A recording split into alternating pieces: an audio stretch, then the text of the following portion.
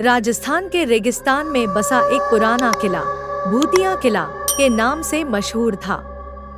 इस किले के बारे में कहा जाता था कि यहाँ एक भयानक आत्मा का वास है जो रात होते ही जीवित हो उठती है और किसी भी जीवित प्राणी को नहीं छोड़ती।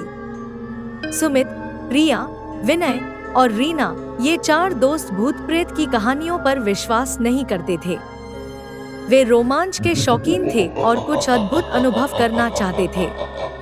एक दिन उन्होंने तय किया कि वे उस किले की जांच करेंगे और वहां की सच्चाई जानेंगे। रात के समय चारों दोस्तों ने किले की ओर कदम बढ़ाए। जब वे किले के पास पहुंचे तो वहां की खामोशी और ठंडी हवा ने उन्हें कुछ अजीब सा महसूस कराया। किले का बड़ा दरवाजा खुला हुआ था और अंदर घुसते ही अंधेरे ने उन्हें घेर लिया।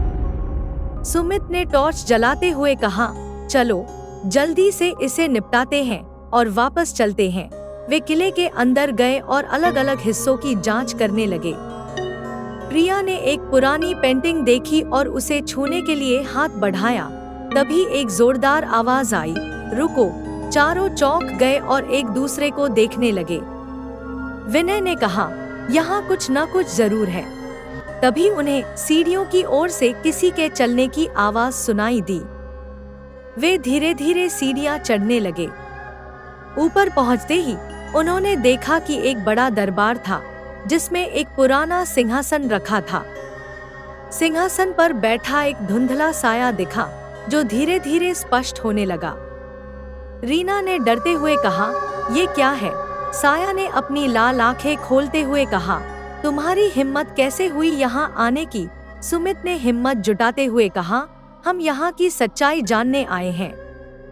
अगर आप यहाँ हैं तो हमें बताएं कि आप कौन हैं। साया ने एक जोरदार हंसी के साथ कहा, मैं इस किले का राजा हूँ। मेरी आत्मा यहाँ कैद है और मैं किसी को भी यहाँ नहीं रहने दूंगा।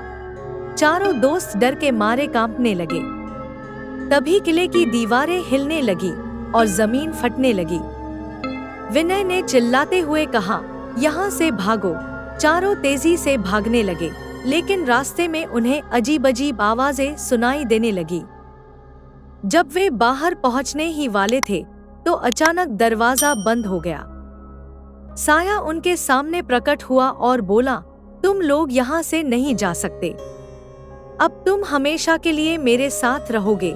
चारों दोस्तों ने अपने बचने का कोई रास्ता ढूंढने की कोशिश की, लेकिन सब व्यर्थ था।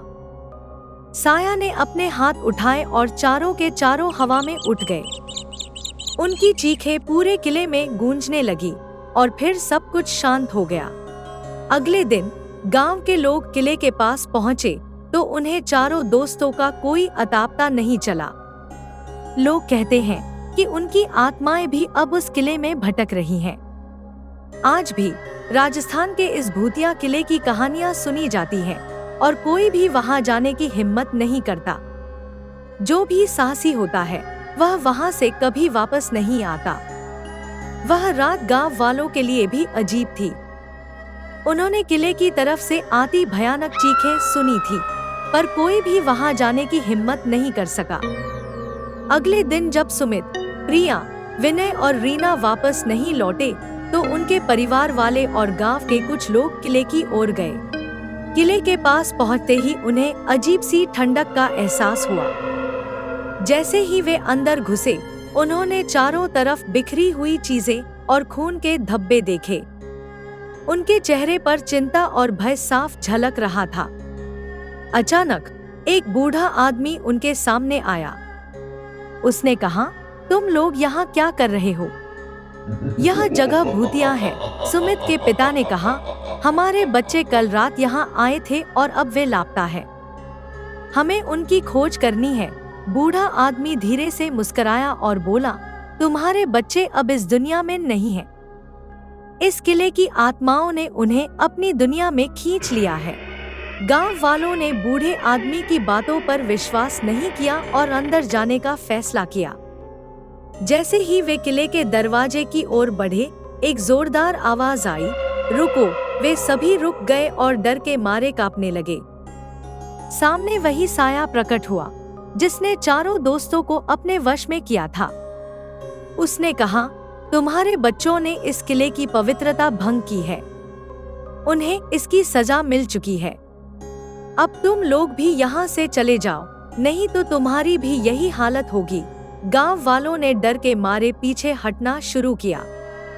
बूढ़ा आदमी फिर से बोला, मैंने तुम्हें चेतावनी दी थी। अब यहाँ से चले जाओ और कभी वापस मत आना।